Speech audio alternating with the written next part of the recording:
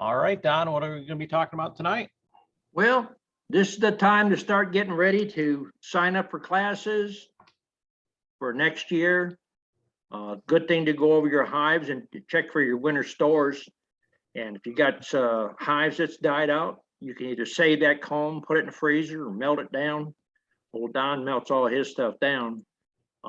If students are going to sign up, once I get them to a commercial status where they can run and manage a bee yard themselves, and they need to set them a web page up for themselves to advertise queens, go to bee clubs, advertise selling.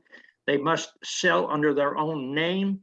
But if they get to the status where I can trust them in a bee yard to run and make decisions themselves, if they can sell 50 queens, they can keep half the money. But they come and work. They work their way up to that point. I'm not taking somebody and putting them in a commercial yard and watching them destroy everything, because there's a lot of people say they can work a yard, and working a yard with a couple hives and working a yard with a few hundred is a different situation. I'm trying to train people to where they can shake packages, that I don't have to be out there and hold their hand doing stuff, or they can go out and catch 100 or 500 queens, and not destroy everything. And that's the hardest thing about commercial beekeeping. Finding someone, well, my experience is over the years, get somebody up and train them. They're learning and they basically go out on their own, which is no big problem. But what I'm offering is for the person who wants to get into that commercial aspect, doesn't have the backing, the equipment, or the knowledge. Actually, I try to tell my students, sky is the limit. What is holding you back? Is it wood, beehives? Is it hives, bees, shaking packages? There's always something. A lot of it's just no confidence. And that's what I'm there for, basically, is give them the confidence to open their own business up. And I've got many students over the years who's come, worked a year or year and a half, opened their own business up, and successful at it.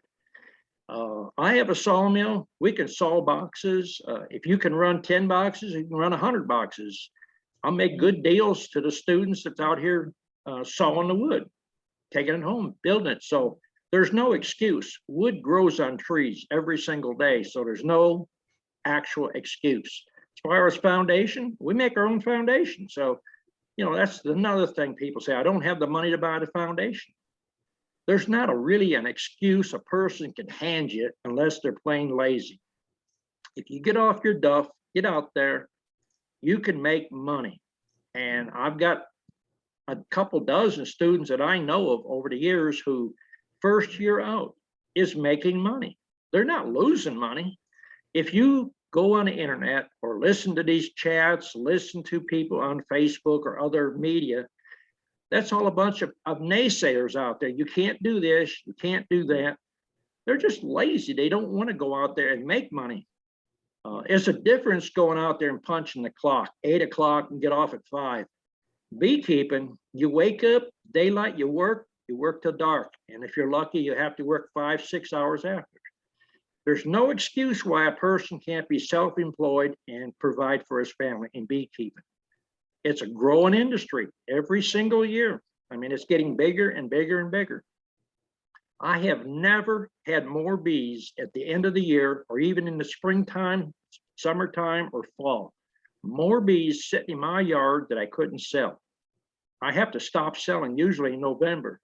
Right now, I'm not even taking orders until February, because I'm not going to overbook. I have to build back a lot of hives.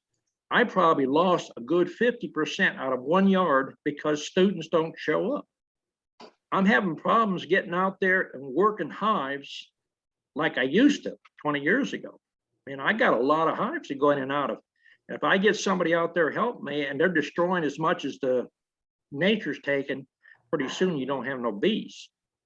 So that's the thing out there I'm offering right now. There's people out there that will make all kinds of excuses. You tell me the excuse and I'll give you a way around to how to fix it. I mean, that's all I can do. I've served my time, so I'm trying to get somebody else to walk up and take my place. Nobody out there, if you learn the commercial business, commercial aspect of it, you can make money teaching that to other people because there's nobody out there wants to teach it.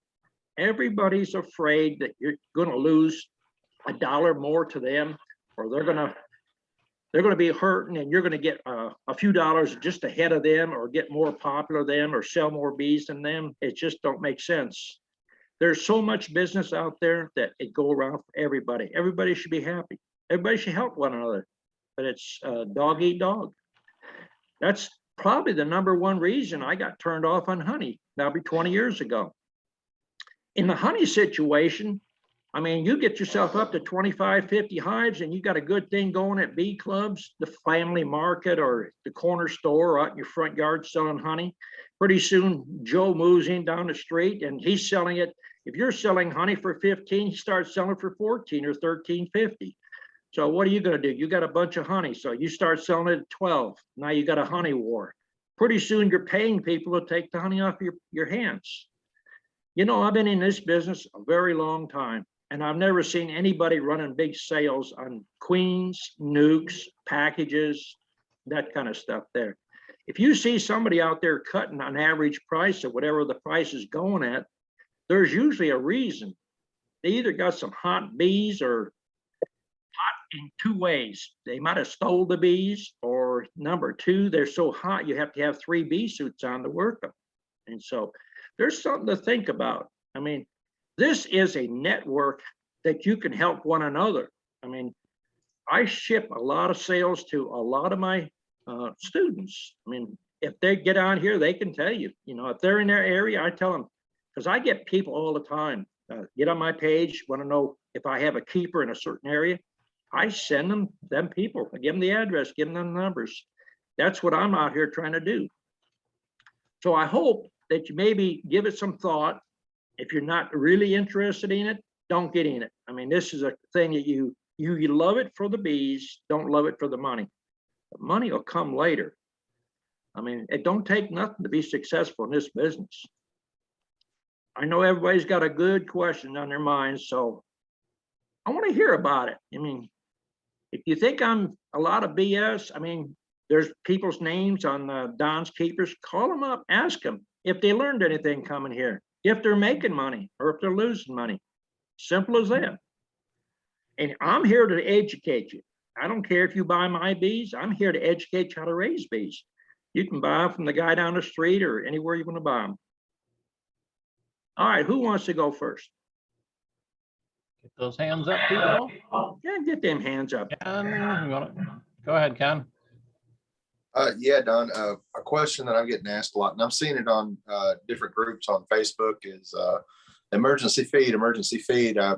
Believe it or not, I did not get into my bees as often as I should. Now it's been 6 months since I've opened the hive up, and I looked and they don't have any food. What do I do? I just wanted to get your take on the pros and cons of the mountain camp feeder method, dry sugar on top, fondant. And I know that you're a big proponent of taking an empty frame and laying it sideways to put the honey bear in it. Just the pros and cons of each one, and maybe a couple of different scenarios in which one might be better to use than the other one. Well, what I would do is basically go around, lift the hive up. If you've got a hive that's extremely light, just barely give them a little smoke, open the lid up. If you've got bees covering a lot of frames, then you need feed right then. The best they do is use the bear method, which is take real honey from your own hives, feed it back, turn the frame sideways, and just put the honey in it and kind of let it sit there for maybe 5 minutes in a warm house, or if it's not too cold outside, you could do it outside. Then stick that frame right next to the cluster. That's going to save them and give them the energy. But if you got bees wall to wall and they're not really super light, then do your mountain camp. Put your newspaper there. Now, some people like to do a shim method with like number 8 or I guess it's number 6 wire with a newspaper. Put you about 2 or 3 pounds of sugar in a pot and put the lid on.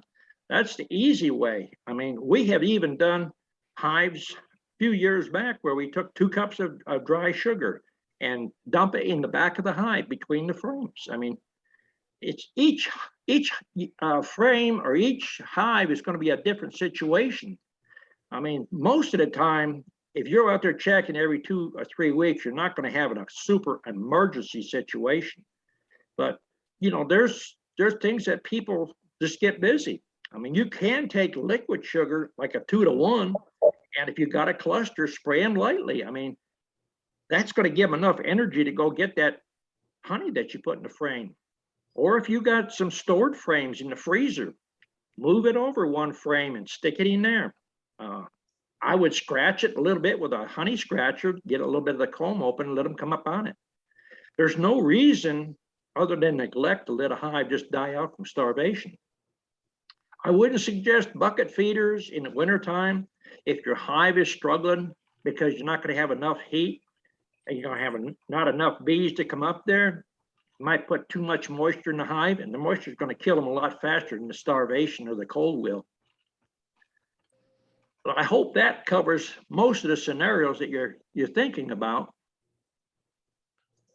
That does cover most of them. Just another quick one was, if you're wanting to mix up your own fondant, are there any additions that you personally would make to just get a hive through? Would you go straight sugar syrup and sugar and just make basically a queen candy?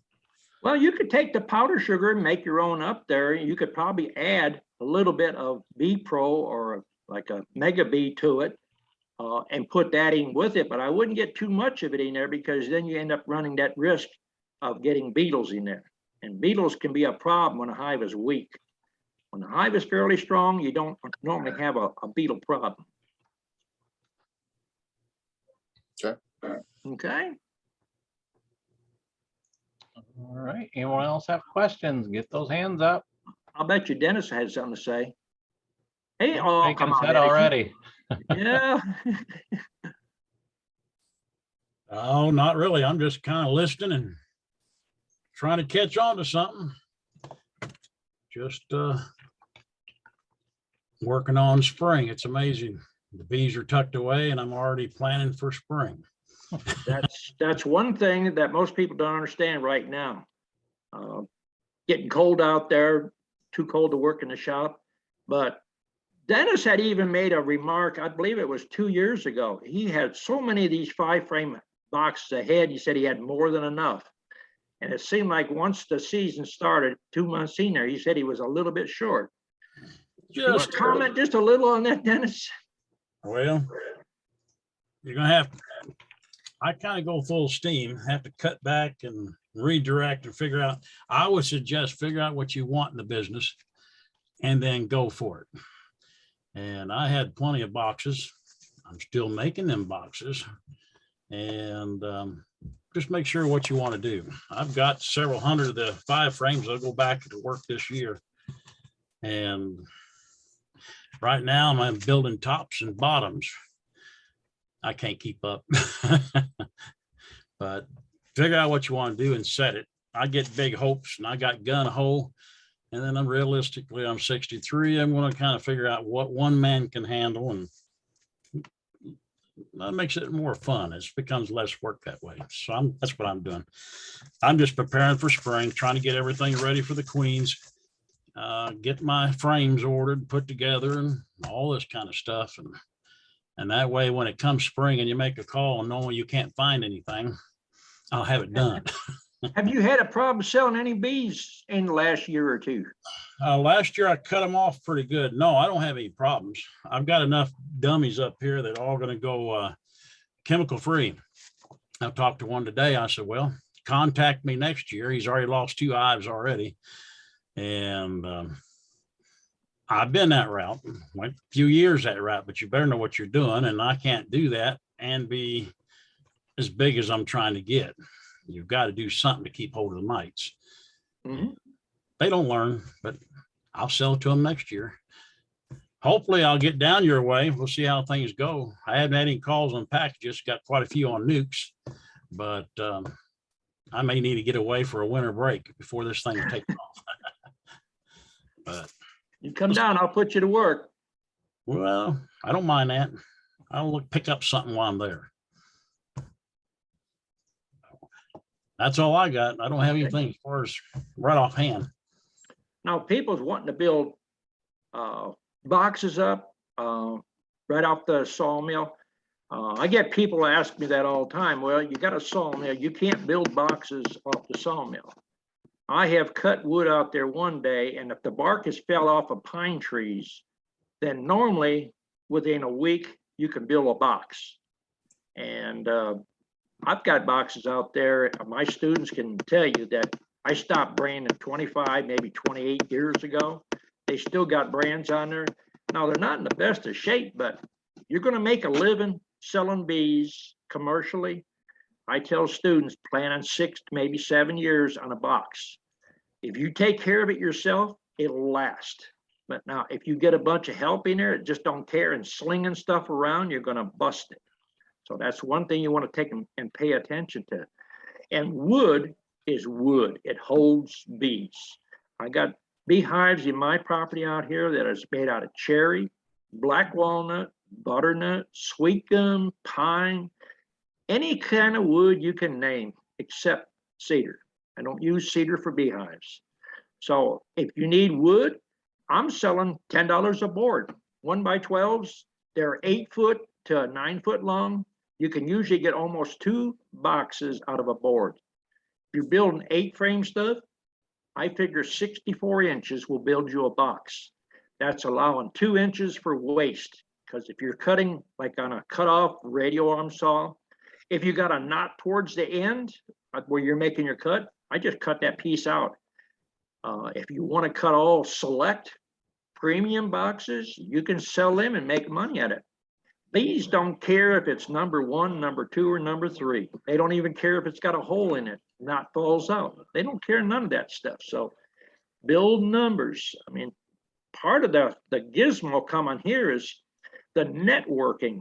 I set people up to where they can get paid to haul off all that paint people's trying to charge you for mismatched paint. You actually get paid to haul it off. There's places where you can get a lot of materials by learning the right connections. So that's one thing to think about too. You stand out there and build you 100 boxes and you ain't got nothing but your labor in it, or a saw blade or two. How can you go wrong? There's no excuse why a person cannot be successful in beekeeping. People are their own worst enemies. They fault themselves too fast. I think some people get too scattered and gets overwhelming, but just make a plan. Mm-hmm. And you got a lot of newcomers, they need to grow with it. Right. Because you've taught them how to split, and next thing you know, they got more than they know what to do with. Right. And my boy may be taking a trip down there. He's interested in starting bee boxes. And I told him, well, I know where some wood could be cut, but I wish he was a few hours closer. That's the worst part about it. Get on the Wood Miser website and see if you can locate some, or get on some of the sawmill. There's Norwood, Woodland Mills, Hudson. I mean, there's a lot of different saw companies or manufacturers that have saw groups on Facebook, and check with somebody that's close to you.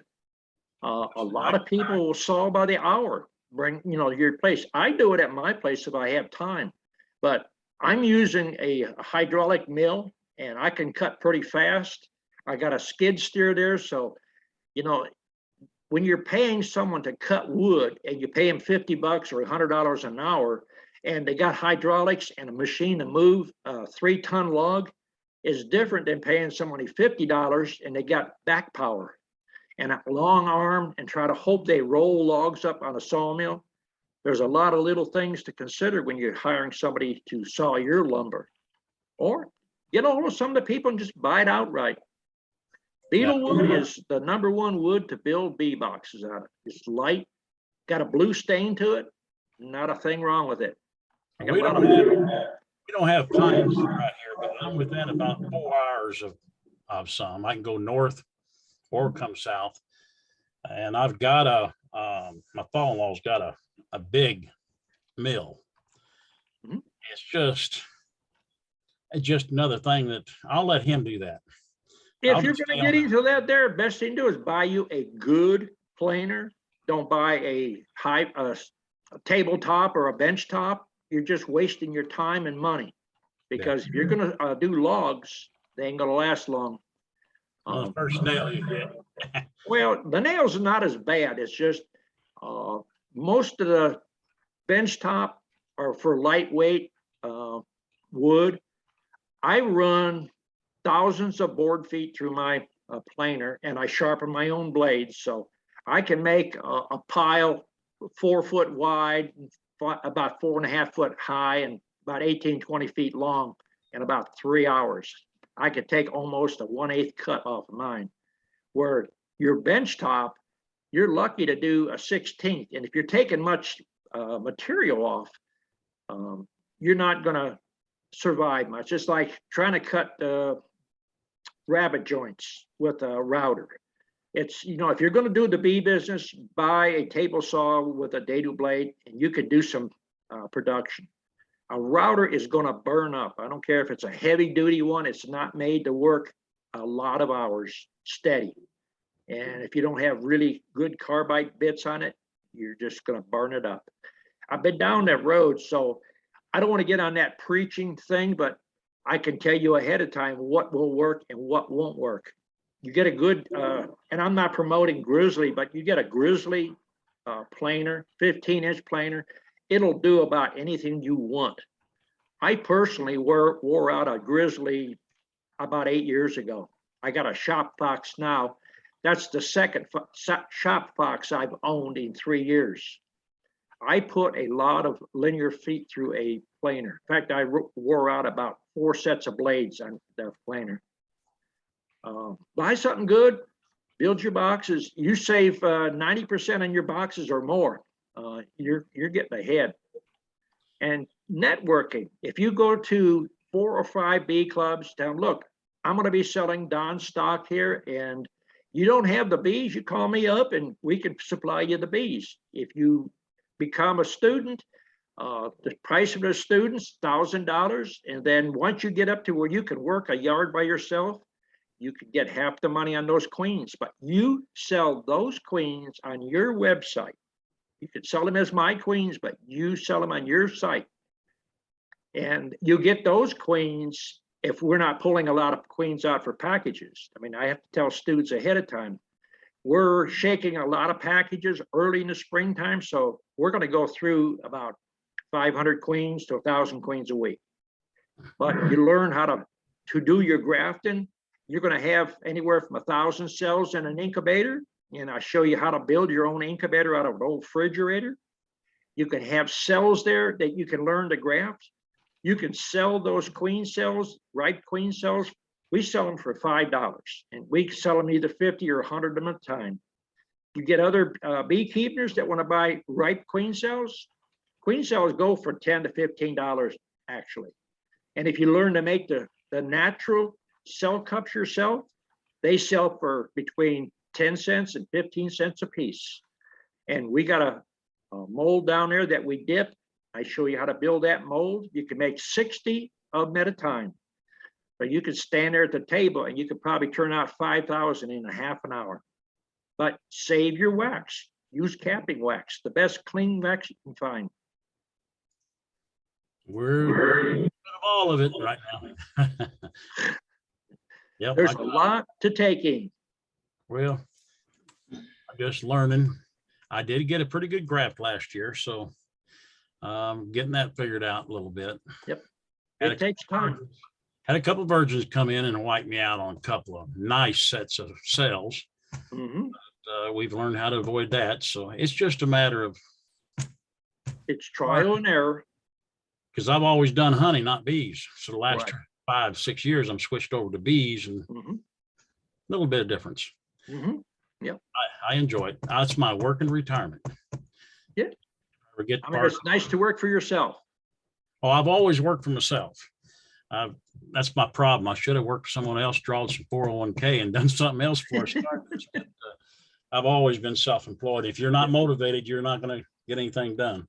Well, that's the thing. You have to get motivated to where you go out there and do it. And you have, I tell students, you know, if you want to get into commercial beekeeping, do it because you love bees, not because you love money.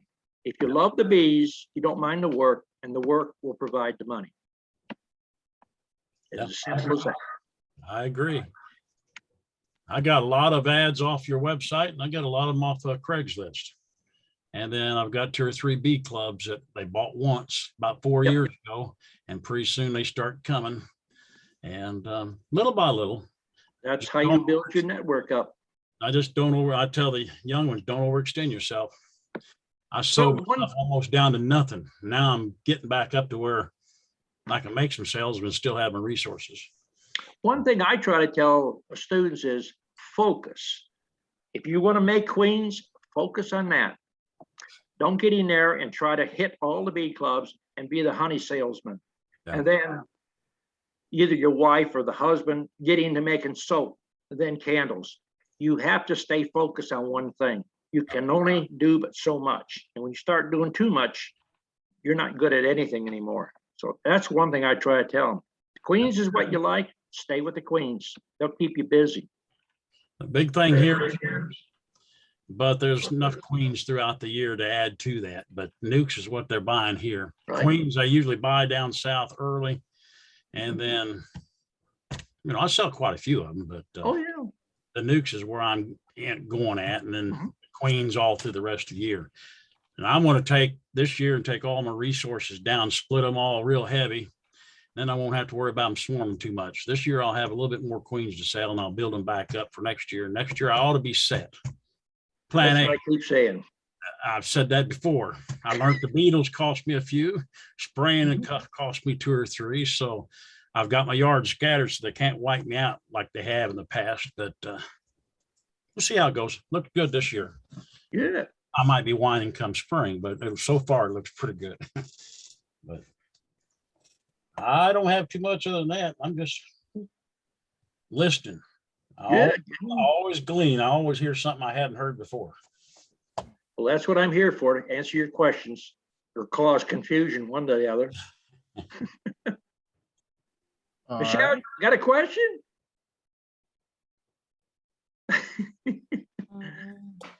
Okay, so I have a couple of questions. Sure.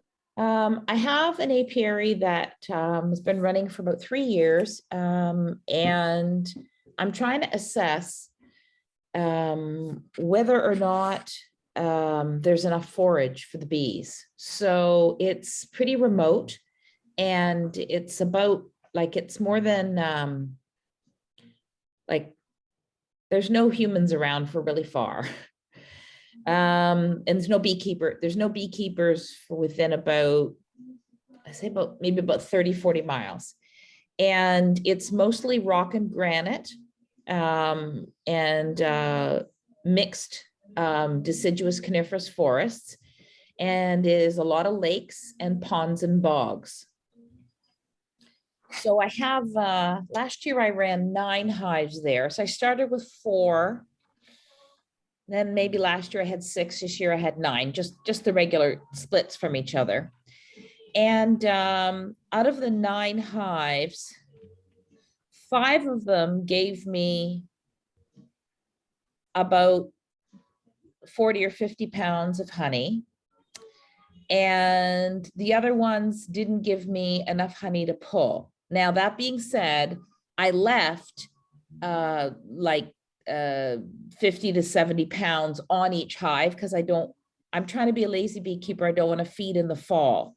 And what I'm trying to assess is, so this is my 3rd year, and that's a good average. 1 year was better, 1 year was less, this year was kind of average. Should I cut down the number of hives? Or how do you decide? Or how do you figure out, is this just not an area that would support bees? Because that yield was a lot smaller than what I get from my city hives. Well, what are you mainly wanting to do? Are you wanting to sell honey? Or are you wanting to make money? Neither. I'm a hobbyist, so I sell whatever honey I have. I usually make a couple $1,000s a year, cover my equipment costs.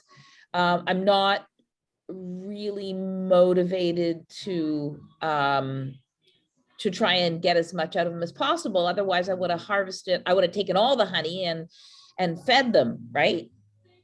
But Well- I left the honey behind for a couple of reasons. One of them is because I think that bees probably live better on honey, but the other one is because I don't want to have to force myself to try and get these hives to take down gobs and gobs of sugar syrup in the fall. It's just a lot of work and doesn't appeal to me.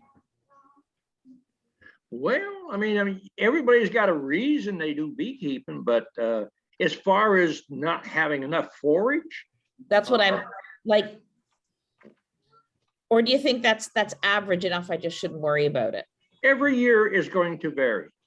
And this 9 hives is nothing. We don't even set up a bee yard, even in a bad location. Most honey producers say that's a bad location. Our would be 25 hives would be minimum. A standard yard would be 100, 125. But we do it for a living, not to sell or give away a quart of honey here and there. And would you say you had 60 pounds of honey on one hive? That tells me there's a lot of forage in that area. Okay, so I won't worry about it then. All right. I mean, What are you treating your hives with? The spring, if they're above threshold in the spring, I will do formic if I don't split a hive. And some of my hives were still above threshold in August, so they got a second round of formic. And then I did oxalic acid vaporization from the end of September through to the beginning of November. Most hives got between 4 and 6 doses until they dropped less than 2 dozen mites. I run screen bottom boards. All right. Why would you put, if you're using oxalic acid, you're using a vapor? Yeah. Why would you go to formic acid? So I use formic in the spring because it works under the caps. Well, I don't believe all that there. You got a cap on there, it's going to have something resistance to it. It's Yeah. not been proven to me. I mean, people that swear by that and a few other ones, I sell a lot of bees to them. Your oxalic acid, you only have to worry about the bees, the mites that are on the bees. And if you keep them under control, I mean, if you had to do it twice a month for 3 months in a row, that's a lot. But if you did it once a month all year long, or whenever the bees are flying in cold areas, you wouldn't have that mite problem. That's interesting. And Well, the second what I- thing is, the reason you're not building a lot of bees up is the screen bottom board. I'm not a big fan of screen bottom boards. I tried it in a yard. That was a disaster. First of all, when you try to get your hive to expand out to get numbers up, then your temperature drops, you get that cold air comes in there, you get a lot of chill brood. It's just a natural thing. yeah, I don't find I've had much chilled brood. Well, the magic bullet that's called the screen bottom board is supposed to help prevent mites and keep the mites down. The mites don't look at that screen bottom board as a one-way door. If a mite goes down, it comes back up. They fly. If a truck's going down a highway hauling a bunch of hives and it's loaded with mites, you could have 0 mites. And when that truck goes down, by the next day, you could have high numbers. Yeah, fortunately, I'm too far from anything to get mites from anybody else. So as long as I keep my own under control, it's not usually a problem. I mean, I test my mites. I test my hives. I do alcohol washes once a month, so that I can record the data. And different years are better or worse. Last year was one of the toughest years for mites that I've had so far. But I attribute it was just weather related, I think. How often are you changing out your comb? Oh, I do 2 frames per box per year. So that's about That's one all? every 5 years, but I sometimes pull them earlier depending on, if they look nasty. Well, what does nasty look to you? Black. Black is usually 5 to 10 years old. That's Yeah, no, black. I write the year on the top. I use wood frames and I write the year on the top. So nothing stays in the hive for more than 5 years. Everything's gone between that 4th and 5th year. Well, see, we run 3 years. But Okay. see, that is 3 years for me is basically an antique to most people because we base our business on nukes. So if a frame is in your 2 years, it's a miracle. We just rotating out frames constantly. 3 years, if you're in a, we have hives that we do for shaking. I like to keep those at 3 years. And if you look at a frame and you could take a dollar bill and lay that across the frame and you have that much drone on it, that needs to be replaced, whether it's 1 year or 3 years. I So mean, are you it's- talking about, so you run foundationless then? No, I Okay. run both. I run starter strips and I Yeah. run plastic. Hives that we shake on, I run new plastic on. And I dip them or I roll them. And whenever they come, we have our own wax. So we take a paint roller and we roll wax to them. If there's too much wax on there, the bees will redistribute the wax. Yeah, I paint my frames. I tried running foundationless frames for the very first time in my brood chamber last year in about 4 of my hives, and wow, they built an enormous amount of drones. If you let them, like, left to You know their own why? devices, that's what they want to do, eh? You have a failing queen in there. No, they built drone comb. New comb or draw it out comb? New, like I ran foundationless for the first time. Normally I used to use plastic foundation, like, you know, But that they put worker cells in the foundation. not in the foundationless, in the Is a foundationless. sign you have a bad queen. They will not make any drones unless they need them. And if you've got a production hive, they are going to draw workers. That's one way we check queens. I mean, we'll put a starter strip in there and you can talk to students that see it. I take plastic comb and I cut it in 2-inch strips. That gives you reinforcing in hot weather because the first 2 inches is a honey band. If you go over that 2 inches, then they start making your worker comb in there. If they don't, you have a failing queen. Because if you stop and think about it, when they go to a tree or go into someone's house, you open it up and do a removal, there's 90% or better of all worker comb in there. There's no foundation in there. That's one good indication to tell you if you got a failing queen. No, when I do cutouts, lots of times I find big sections of drone comb. Depends on the time of year, right? No, it depends on how old the comb is in there. Now, if it's a swarm been in there for several years, they're going to swarm out the next year or even the same year. If they get crowded, they could swarm that year. So the bottom part's going to be a bunch of drones. I didn't worry about it too much. I didn't think about it as being a failing queen, but The queen's purpose is to lay the reproduction of that hive. And Yeah. drones is not. They only need 2 or 3 drones in there. So if you took a dollar bill and folded it in half yeah, and covered any corner of that comb in there, that should be a normal on 1 to 2 frames, no more than 3. That is more than enough drones to keep that hive alive. That's nature. When it Yeah. exceeds that, you have a failing queen. People don't understand that they have a failing queen. They use a veil, they go in there with gloves, and they don't worry about getting stung because they got all this protection on there, and they pull the frames up. Instead of taking a frame from the outside of the hive and working towards the middle, they go right to the middle and try to pull one up. And if they ain't been in the hive often, comb is wide, might have some burr comb in there, and they roll a queen up. The hive was so gentle, and then they go back and check it in a week later, and it's eating them up, and they don't know why. yeah. I keep track of how old my queens are. So most of my queens never end up getting to be more than 2 years because I split them off, right? In the second Well, year, are you putting ripe queen cells? Or are you letting them make a queen? Well, ideally, I actually prefer to buy mated queens from something called an ORBS, Ontario Resistant Honeybee Selection Program. So I prefer to buy those queens because they've been bred for particular things, but ideally for hygienic behavior and varroa tolerance. If I'm not on the ball, then they'll make their own. If I miss something, then sure, I have that. They've made their own queens as well. Yeah. But you with the number of hives you got, there's no reason why just one splitting through there, you could go to 50 hives and no problem at all.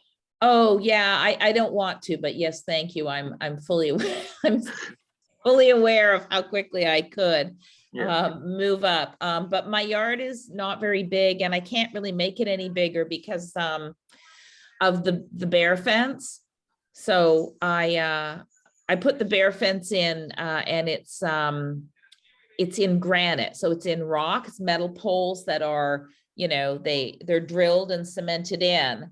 So you shouldn't have much mite or beetle problem up there then. No, I don't have any. I don't have hive beetles there yet. I also don't have small hive beetle in my yards in Toronto or in my yards of Coldwater yet. It just hasn't made it there yet. It's mostly southwestern Ontario. There isn't anywhere I am right now. There will be eventually, but there isn't right now. I just try and run super strong hives. I do a lot of combines in the fall to make sure that I don't deal with anything weak or sickly looking. Well, I've stopped doing combines 40 years ago. And why is that? Why? Because if you're doing a combine, you're not solving the problem. There's a reason you're combining a hive. Weak hives, you're combining them and you're hoping that the strongest one survives. Fix the problem. They should pretty much be all equal. In fact, in late September, October, you should be going through all your hives and equalizing. You got one hive that's super good and one is mediocre and one is doing poor. Pull a frame of brood and add it to the one that's mediocre. Boost it. If they're balanced out, they're going to go through winter. So if I have a hive that I can see is just has small population, like there's nothing like there's no obvious. Or likely you have a bad queen. Yeah, I was going to say that's where I combine, and I usually just pull that queen and then I just combine that with another hive. And I just put another queen in it. Because it's September already, and I'm not fond of requeening that late in the year, because by October, we're getting ready to start winterizing the hive. So it's just I don't like to requeen in September. I have, but I prefer to do it in August, and that's about it. Well, good. Are you running 8 frame or are you running 10 frame? I run I often run 5/5/5 because I find them easier to lift and carry, or I run 4/4/4. I do have some 10 frame colonies, but even in my 10 frames, I put a 10 frame deep on the bottom and then I put 2 4 frames on top so that I can always lift them. That's good. I was wondering how you manage, because that's the biggest mistake that women get into. They go to a bee club and they promote all this 10 frame stuff, which is man killers. Yeah, no. So I never have to lift the 10 frame deep. That's because I have 10 frame deeps, but they're all on the bottom, and then they have 2 4 frames on top. Yeah. Or I run, like I said, why do you run 4 frames? You got a big divider in there, or you got burr comb in there? No, I have 2 4 frame boxes, like 2 4 frame nukes boxes sandwiched together, because I can pick them up. They've done really well. Yeah. And when I go to do splits in the spring, those 4 frame boxes are often like they're already a split. They're already perfectly proportioned with the right amount of brood, resources, empty space. I can just pull them off, throw a queen in, and that's done. Yeah. But I actually prefer, my favorite is to run 5/5/5. They get a little high, but I don't know if it's my area or not, but they draw the comb the best out of all of my hives. If I need new comb, That's what I use to draw comb, are the You narrow. understand comb. why they do that? Yeah, it's like a tree. I mean, it's very natural for them, you know? And heat. Yes, yes, yeah, yeah, Yeah. yeah. So that's my favorite, is to do 5/5. They just get unwieldy once they're 4 boxes high, and you know, you really have to just, Right. I'm only 5'3", right? So, but it is a really nice configuration. They're easy to work with. You can always pick them up. Like I said, they're like splits automatically, you know? I hope more women are listening to that, because I've been preaching that for a long time. There's no reason to be killing yourself. Them fives, there's people down here that buy a lot of fives and they pollinate with them, because they can pick them up and take them into greenhouses and just Yeah. do a lot of different pollinate with them. Yeah, I agree. Them tens are man killers. Yeah, I agree. And the problem with 8s is just that you end up with, if you have all 8s, that's great. But if you don't have all 8s, then you end up with all this configuration of mix and match boxes, and you never have the right box, you know, the shape you need. Are you sawing your own boxes out, or are you buying them, then just assembling them? No, I just assemble them. Oh, I don't have those kind of skills, and I'm not really interested in starting there. Like it's yeah. not my thing, right? Well, I'm glad you come on and shared your experiences, and I hope other women are seeing it and understand, so it's relaxation for a lot of people. Yeah. And I did something different this fall. Is I built myself a mobile honey extraction trailer. oh, good. Well, my husband was super tired of finding my the sorry, every window and door and all that kind of stuff, and everything all, sticky all the time. So I had one designed. I actually designed it myself, and then I had to go overseas to get it. And it's very, very tiny. Do you want to see it? Yeah, show us a picture. Just a sec.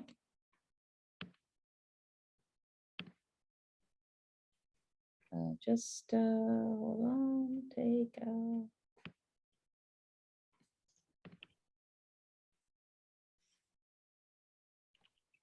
So that's what it looks like.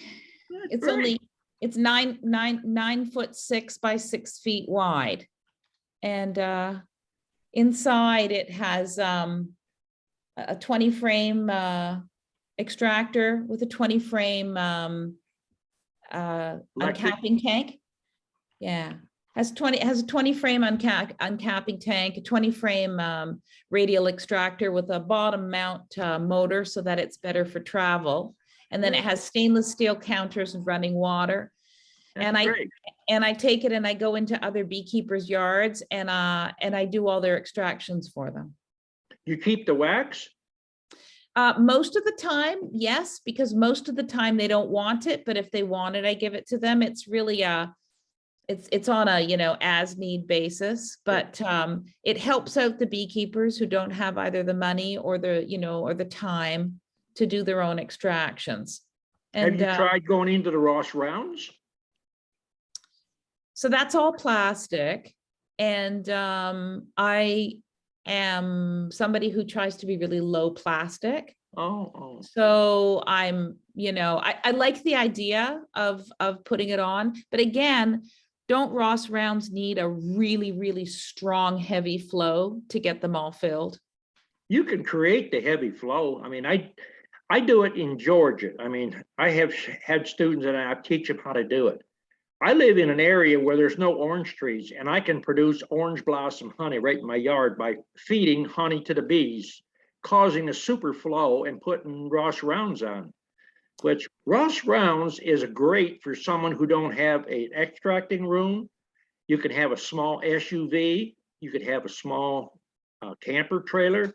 You could go to your bee yard, go out, pull a whole super, pull out the cap ones, snap on a ring or a cap, and put new wax in, put it right back on the hive. You don't need lots of facilities. Interesting. And it's the idea of taking honey that you can buy for $2 a pound and turn it into 25. I suggest though, Dawn, that would be very much against my lazy beekeeper mantra. Well, everybody's got their, their things. I like to make a living at what I do. So Yeah. I learned and watch for ways to do that. I mean, if someone could show me a better shortcut to make more money, I'm all in. I wish I So- knew everything. Yeah, I decided early on that if I was going to make money at beekeeping, it wasn't going to be from selling honey. So instead, I mean, I have the extraction trailer, right? So that makes money for me. And I mean, I do make money from my honey. Don't get me wrong, I do. And I sell out completely because I have so many people who buy it once or twice and then, they come back and back. But I mentor beekeepers. I do beekeeping lessons, but I teach cooking. I do varietal honey tastings because I'm a chef. So I do tutored varietal honey tastings, and I teach cooking classes with honey, and all of those things kind of put together. They're not, they don't need as strong a back, right? Well, everybody starts out, I started out with honey, and then you progress along, I'm out here and I'm trying to do what a lot of people 50, 60 years old are doing. I have to make my money and what's under my hat now. So Yeah. you can't do it when you're getting old. When you could do 80 years old, you can't lift 10 frame boxes. You can't I go agree. through 100 hives or 200 hives a day like, you did 20 years ago. I agree. So I make my money now on teaching or help, with commercial beekeeping. That's how I have to do it now. But I applaud what you're doing. It should be a good example to other women that you can be self-motivated and self-employed and provide yourself a good living. Yeah. It's, Well, I'm glad you come on. Okay. Anyone else have questions? Get those hands up. TikTok. Brett. Oh, wait a minute. You're lucky. You lucked out, Brett. We're going to go to Dennis. Go ahead, Dennis. Unmute. I don't have a hands up feature anymore. All I can do is wave at you. I was just it's Michelle. I applaud you on your trailer. I brought in about 200 deeps in my kitchen over a week's time, and your wife doesn't appreciate getting up and getting stung on the feet and the window's full of bees. So that's a good way to do it, but it'll get the bees. I had a swarm in the window, a couple of windows, but that didn't work very long. I like that trailer idea. That's all I was going to say. Okay. Brett, back to you. What do you got going on? Unmute. Hello, everybody. Right now, just hanging out, building boxes, all that good stuff. My biggest thing right now is the price of everything going up.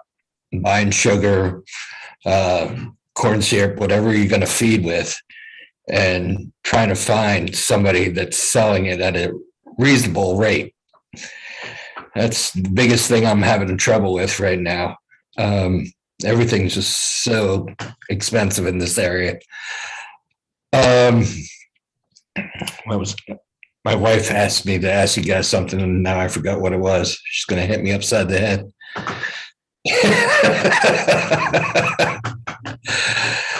But yeah, just going along, making a bunch of stuff. Going to come down there and pick up a whole bunch of packages. We'll buy more this time than you're going to sell on the way home. That's right. Yeah, one package. Well, I got a lot of splits out of it, so that was good. And yeah, that Michelle, that trailer is pretty cool. I like that idea. That's all I got. All right. Who do you want next, Don? Let's hear from Jeff. He's up in cold country. He's probably got them all socked in. Hey, you're right there. We had 7 inches of snow last night Wow. and through today. No, I'm probably I'm in northern Maine, Michelle. I assume you're probably about the same type of latitude.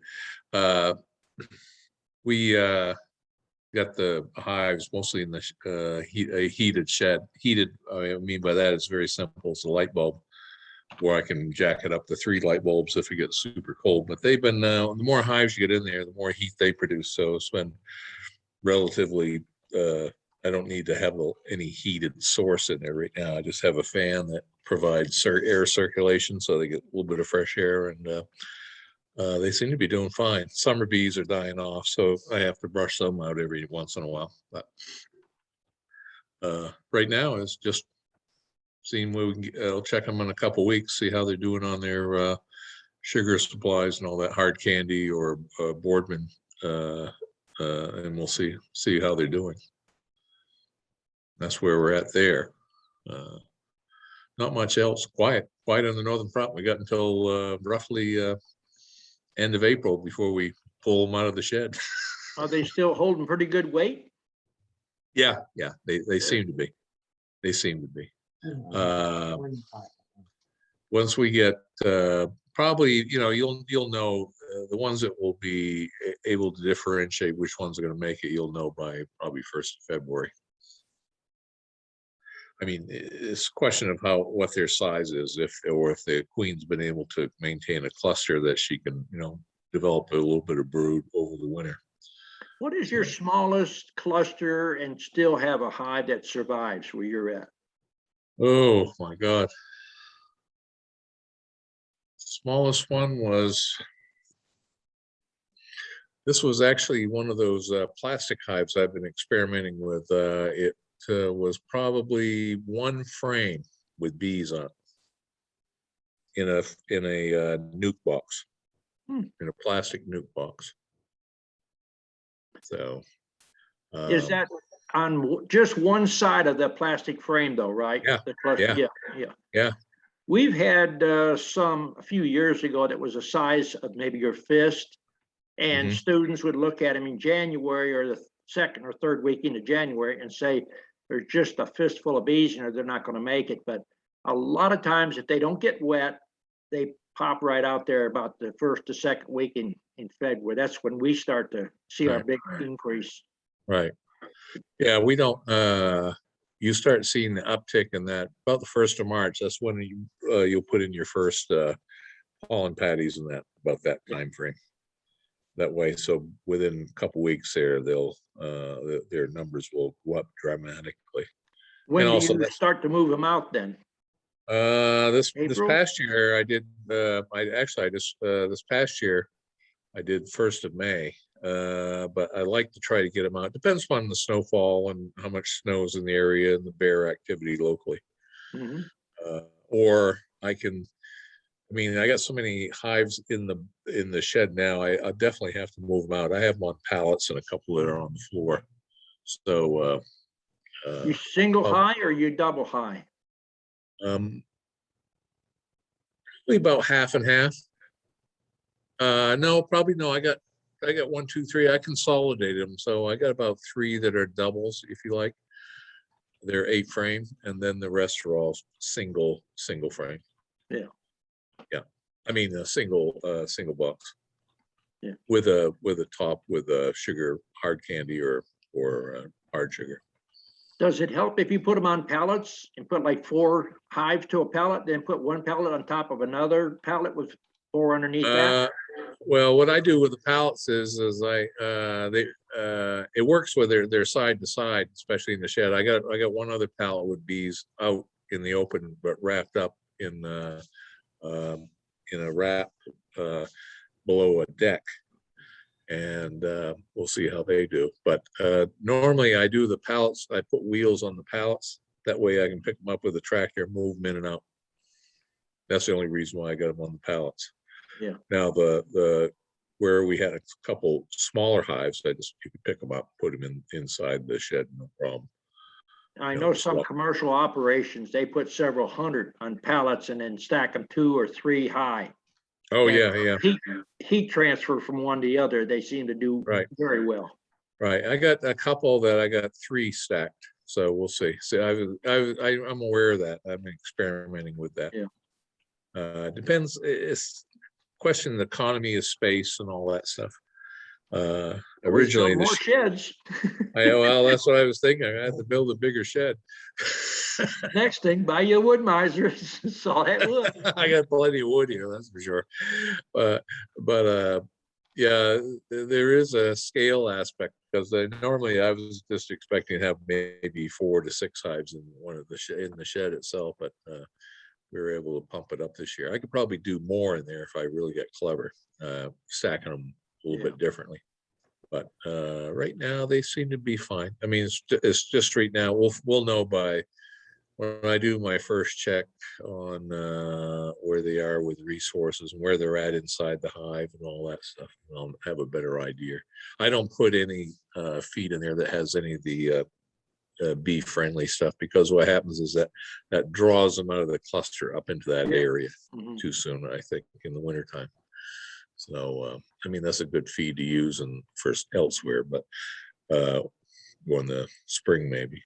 But when I pull them out, I'm going to pull them out, and I set the electric fence up and I run the radio. I don't know what you do up in the north area. When you get electric fence, if you can run a radio, that's the best deterrent against bear noise. 12 gauge is always a good deterrent. That will help, but you'll still get them. They'll sneak around on you. If you use rock salt, you're not really doing a lot of harm, but they seem to remember that a lot faster, a lot better. They usually will remember if you scare the hell out of them. I mean, I've had them come up to the door and looking around, and I just open the door up and give them a good holler. They can't run fast enough. I mean, it is amusing watching a bear trying to get his wheels moving. Yeah. Well, that's one reason I moved south. I got tired of that snow. Well, it forms a blanket. If you keep, I've had hives out in the snow, buried in snow, a couple of feet of snow, and they've done well. Oh yeah, the main thing is you got to go out like once a week, sometimes twice a week, and clean the entrance to get air. Well, they were even underneath the snow blanket. I had them on pallets out in this field, but there was enough of a cavity there that they were fine. And I go out in the snowmobile, had to get out to check their feed, but they were fine inside. I was surprised. I didn't expect they'd make it. Yeah, they're hardier than what people think. Well, once you get the snow, nothing. If it could be 40 or 50 below zero, but if you're underneath the snow, it ain't gonna get below 32. See, so I tried over the winter. I try to keep the shed temperature somewhere between 38 and 42 degrees. If you get it up to 50, they'll break cluster. Yeah. Okay. So, but if I can keep it around 38, even 40, that's fine. That seems to work okay. So that's where we're at. Okay, we got a couple more questions in. Go ahead, Michelle. So Dawn, I wanted to ask you a question. So you said something and I'm just kind of mulling it around, and now I want to come back to it. So you asked me how I treated my hives, and I told you that I used formic in the spring. If you put 2 doses on at once, that goes below the caps. If you do it 1 dose after another, I don't think it goes below the caps. And then I do oxalic acid vaporization in the fall, starting when it's after threshold, usually around September through to November. And the reason, and it's nice, the nifty thing about, I'm just going to use the word nifty. The nifty thing about the screen bottom boards is after you do the vaporization, you come back the next day, you take a look at the little tray that comes out there. You can see you've got 20, 40, 80, 200, 400, 800 mites, right? So you get a general sense of what the mite load is. And then like I said, I keep going every, 5 days until I get that drop to be less than 2 dozen. Right. And I think you said to me, well, why do you bother with formic? Why not just do oxalic acid vaporizations monthly? Yes. Is that what you said? Yeah. Okay. All right. So I don't have a good answer for that, because I'm a real fan of oxalic acid vaporization. It's just super cheap. It's easy. Like when I pull that drawer out the next day, I see how many died, and so it's really worked for me. But if I don't have screen bottom boards, and you're saying if I go to solid bottom boards, then I won't know really how many I have. And so this year I did either 5 or 6 vapes, the winter ones, and I make sure that the last one, or at least the last 2, are when there's absolutely no brood. How do I get a sense of how often to do it, what the results are if I were to move to solid bottom boards from screened? Well, your idea of you can't check for mites, have you ever thought of taking a office folder, spraying it with PAM, sitting it in the hive on the bottom board, and then do your vaporization or whatever you want? They're going to stick to that PAM. I did try it once, and but I didn't put any PAM on it. And then when I pulled it out, there were no mites, but I knew that this colony had a high mite load, so I figured that it just didn't work. Like that, that my tracking method didn't work. So what you're saying is method probably worked, but you had mites in it, or bees in it that was hauling out dead mites. Yeah, absolutely. Yeah, for sure. That's what they do. But so you're saying though that the so I have a Verox brand vaporizer. I tried a bunch of other ones and they fell apart, and they were terrible. But this Verox has been a real charm for me. It won't burn the cardboard. I'm just like a little nervous about setting. Well, you don't want to vaporize when you got cardboard in there. So you vaporize, pull the Then put your vaporizer out, cardboard in. then slide there we are. Right. Okay, Yeah. then slide the cardboard in, because I have some solid bottom boards, and I have thought about going to them because I do think that they're better. But the data collector in me really just loves to see that drop. So okay, you've given me some food for thought. If you don't want to use PAM, you could take Crisco and just. Oh no, it doesn't. I just think I didn't grease it, so that's probably why they didn't stay for me to watch them. I mean, I would prefer it. I've talked to people that share information with me, and I talked to a fellow in Germany several years ago, and that's when the big debate come up. Oxalic acid was harmful to the beehives, and so he set up a test yard and one that he did the oxalic acid on. And he said he started once a month, then he went to every week, then he went to 2 times a week. And he says, you overdo it, it's not going to hurt the bees by overdoing it, but underdoing it will. He says, but once you have no mites, just once a month will maintain that mite level. Now you can't do it if there are honey supers on. Well, that's like saying you don't eat fresh vegetables that maybe the farmer might have sprayed, I mean, people take a little information and it can wind it around to believe what they want. I know that oxalic acid is naturally occurring in a lot of our foods, and I'm not terrifically worried about it myself. It just so happens that I happen to be on the board of directors for the Ontario Beekeepers Association. So I am required to follow all of the best practices by the Ontario Beekeepers Association. So there's a lot of things that you can put in your mouth that I could mention that you could put in a hive that would kill the mites. I talked to the Arkansas bee inspector several years ago, and he had an old fellow that he never found any mites there, and he asked him what he was treating with. He treated with garlic powder. He just sprinkled garlic powder all over the top bars, and it just fell down through it, and he doesn't have no mite problem. I've done it with basil. I've done it with oregano. I mean, there's a lot of herbs that you can use. yeah. Well, there are a bunch of, isn't that the Apivar Life is the new-ish, the newest mite treatment, and it has at least 4 essential oils. It has eucalyptus, it has thyme in it, has that. So I kind of buy that. Yeah. Well, I've done a video and a chat probably 10 years ago about eucalyptus. in the back of the hive to kill hive beetles. Yeah. And, I mean, I learned that from a fellow that was in California, had absolutely no hive beetles. And I asked him, what you doing? He had beehives in the eucalyptus trees all around through there. And he said, he thought that that's what it was. So I tried it with Crisco and essential oils. And when you mix it up, you got to wear gloves, because when you put that eucalyptus oil in there, it will burn your fingers.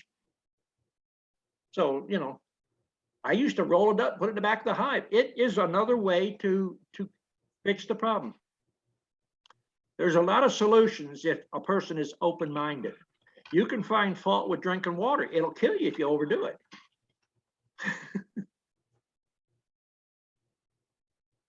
Okay, and over to Melissa. Go ahead, Melissa.